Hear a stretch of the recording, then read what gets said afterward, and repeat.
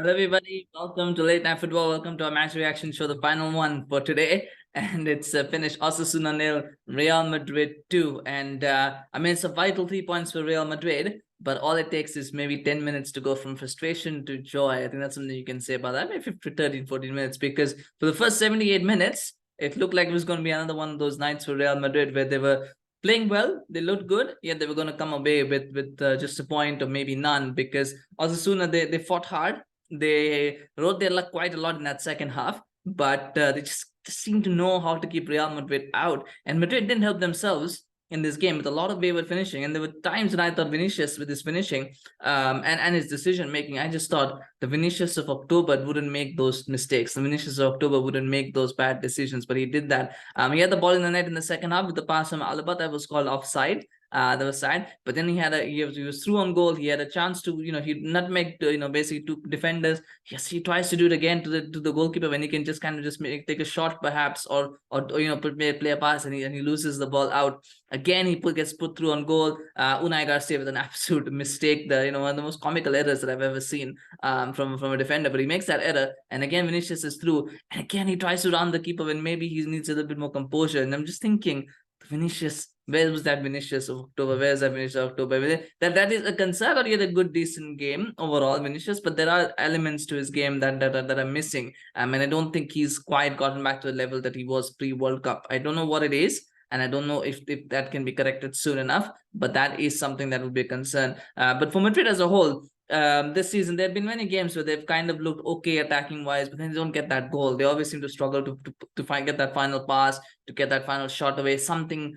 happens in the final third where Real Madrid look good, but they don't come away with a goal, or they score just one when they should probably still score 3 or 4. And you thought it was going to be another one of those nights for Real Madrid. Osasuna had a couple of good chances as well. I thought Budimir looked really good in that second half. The layoff that he was doing, he was basically the focal point, and he was always laying it off to Moy Gomez or Ruben Garcia. Was doing that, and I liked that. And even up there, he was doing it up there as well. It was beautiful what he was doing, and he was frustrating Real Madrid a lot. Moy Gomez should have scored as well. Hit the shot on the post, which was unlucky, but caught Courtois out. Actually, I think if it was on target, Courtois was not saving that. He'd kind of gone behind it.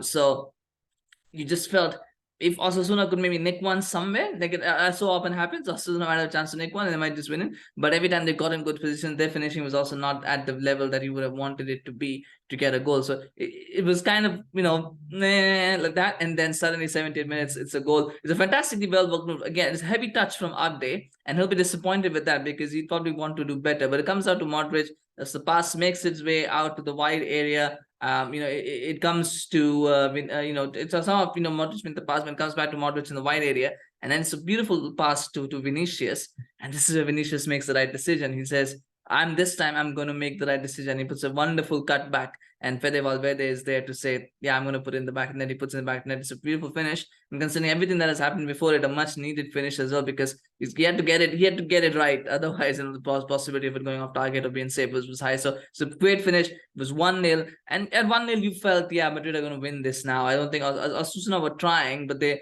were running out of steam. I think in the second half they ran out of steam. They really did. I mean, they put a lot of work in the first half. And even this early in the second half, but I think by the 65th, 70th minute, they were starting to tire. You're starting to see gaps starting to appear. The intensity wasn't there. The effort wasn't as high a level as it was before that. So you just felt that the first goal, if Madrid scored one, the game would be over, and it was. And they could have had 2 more. They only got 1 more though. There are 2 more. And Alvaro Rodriguez, remember that name? I think he could be. I know you should never make judgments on one game in a game where the team is as tired as Osasuna was, but what stood out for me was his decision making. Again, you look at games and you sometimes think about, what are the key elements that a player already has, and then what are the things that you can build on. And he has a mature head on his shoulders. He knows how to make the right decisions. I mean, that second goal that should have been, and that wasn't. He could, many youngsters will probably go, right, I'm going to go for goal. I'm one-on-one more or less with the keeper. I'm going to try and put a shot through, but instead he rolls it to Vinicius, and Vinicius finishes it. It was caught offside, a bit unfortunate. And I always hate this part, isn't it? When a goal is given, you see a young kid being happy and everything, and then suddenly it's offside, and the whole moment goes away. And I feel bad that way sometimes with VR. That is something, but at the same time, it's necessary as well. So we've got to live with that. But it was a sad moment there. but he makes up for it a little while later. Again, wins the ball back this time himself. He wins the ball back and puts in a great pass to Asensio. I mean, the two Real Madrid players, either one could have got it. That's how, the lack of effort that Osasuna had put into was and that's how much they had run out of steam. But they were trying to attack. It's like the mind is willing, but the body just doesn't want to do what the mind wants. I mean, they were just attacking, but there was nothing, and it's a pass to Asensio, and he scores, and it's 2-0. And Asensio and Ceballos, two players who really had a redemption. I think that's in the second half of the season. They really have. I mean, Ceballos was someone who was probably on his way out, but has suddenly become a key midfielder for Real Madrid. Asensio's popping up with goals here and there. I think he probably will start against Liverpool as well, and that's saying something for a player who was supposed to probably be on his way out in the summer. So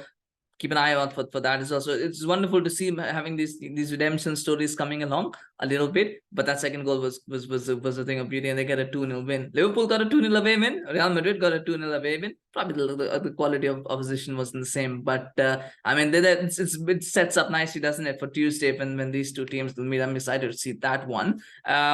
But I think in terms of this game, it's hard to say. Again, like I said, even if they're drawn, I don't think Real Madrid played badly. I don't think there was any player who would go, my God, he was crap today. I don't think you can say that about any player. The problem is that decision making in key moments that lacks, and I think that's been a theme throughout the season. It's not just today's game. I mean, we've seen so often where, especially without Benzema, I think the attacking play suffers, because with Benzema you've got a focal point, so at least you've got something where if all it's almost like, okay, well, this is the objective. With him not in the team, I think it lacks a little bit of focus offensively, because because Rodrygo isn't really a striker as such. He plays well there, but he's not really a striker. So oftentimes you don't know, well, is he the focal point? And Vinicius, I think with Benzema, I think Vinicius kind of goes, all right, he's a senior guy, so I've got to do things for him. Like I'm playing as a way of like Vinicius plays around Benzema when he's there. When Rodrygo is there, he doesn't do that in some way. I think probably because I think he tries to play, he tries to. It's a sort of a different relationship and a different dynamic with Rodrygo than it is with Benzema. I think sometimes the team suffers for that offensively. That's what I feel.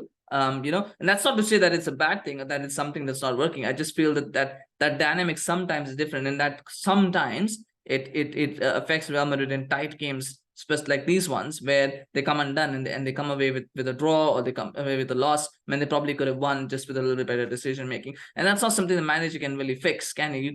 You can't teach someone how to make better decisions on a football pitch. You can tell them, you can't necessarily force them to do that. So that's up to them. So it's something therefore for these guys to figure that out themselves. And hopefully today's game will be a step forward in that direction. I think I'll be happy that Alvaro had a good cameo as well, because they do need another striking option. I don't think Mariano is cutting it. I don't think he will. So they need someone who's going to be able to be, okay, fair enough, if Benzema is not available, we need another option along with Rodrygo. We need another striker, and maybe Alvaro could be that guy, at least for cameos, just so you can give somebody a rest. I think that'll be something to watch out for. But it was a good performance from him. It was a good performance from Madrid overall. I think defensively there will be a few concerns with how easy Budimir was finding it to do some layoffs.